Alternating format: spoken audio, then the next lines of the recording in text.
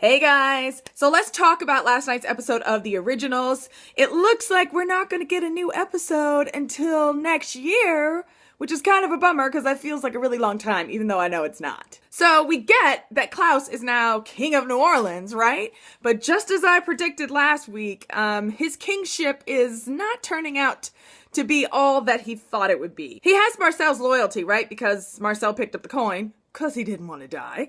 But he doesn't really have Marcel's trust and friendship, and we all know Klaus, and we know that that is exactly what Klaus wants. He's trying to kind of make an effort with the rest of the vampires, so he gives them permission to go out and slaughter all the werewolves they want to, except for Haley, of course. Speaking of Haley, of course she doesn't love this news so much because that's her family that she's been trying to find her entire life, and so when Elijah and Rebecca come to try to rescue her, she sends them off to save the wolves. I did think it was interesting that in the process of trying to save the werewolves, Elijah and Rebecca kind of stumble on a piece of Klaus's history. They actually find parts of this werewolf clan hiding in the woods that are tied to Klaus's father. So these people are actually a part of Klaus's bloodline because they descend from his father, who was a werewolf. So I thought that was an interesting little twist, and I hope we get to kind of explore that more. Let's talk about Cami for a minute, right? Poor Cami, who just feels like she's going insane, and I really don't know how she hasn't so far.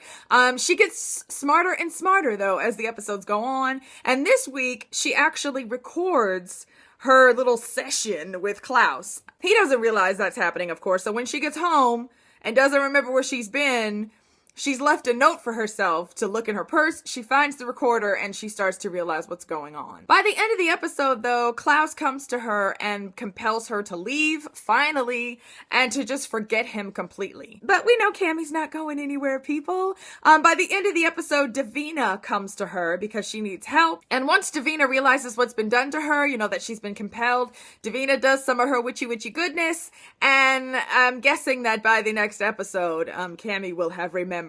Davina really goes to Cami for help because she doesn't trust anyone anymore.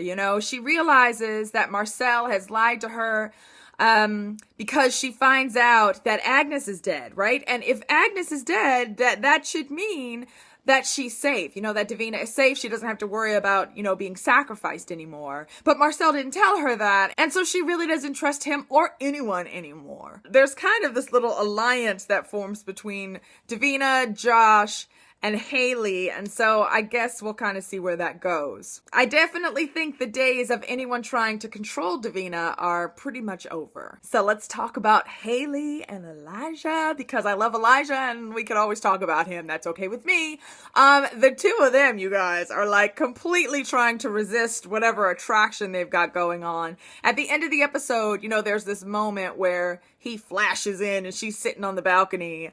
And he's telling her that her family's safe and to please try to protect herself, and they have this moment where it's like, oh my gosh, they're going to kiss. And there's like this pull between the two of them.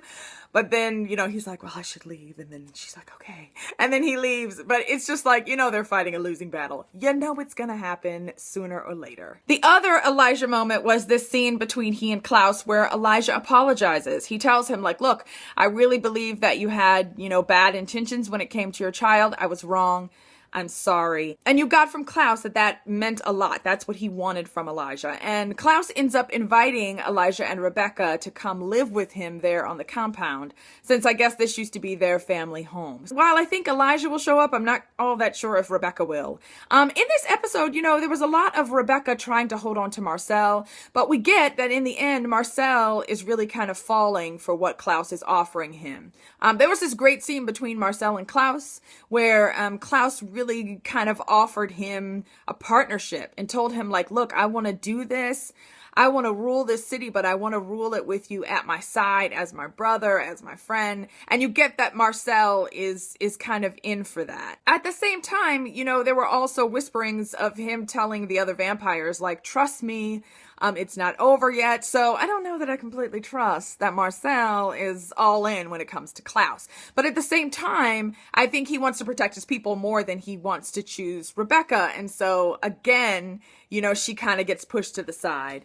When is this woman going to find someone to love her? You know what? I like Rebecca. I feel like a lot of Rebecca's like angst comes from the fact that you know, she is looking for love. She's looking for someone to love her unconditionally. And she really just hasn't found that. Fingers crossed for Rebecca that it's gonna happen. I don't know that it should be Marcel because I don't know. I don't feel all that much between them. Yeah, you guys, it was another great episode for a show that has really just come out of the gate fighting in its first season. The previews for the episode that's coming in January look fantastic, and it was all like a new chapter begins, and I was really excited, so I can't wait for that.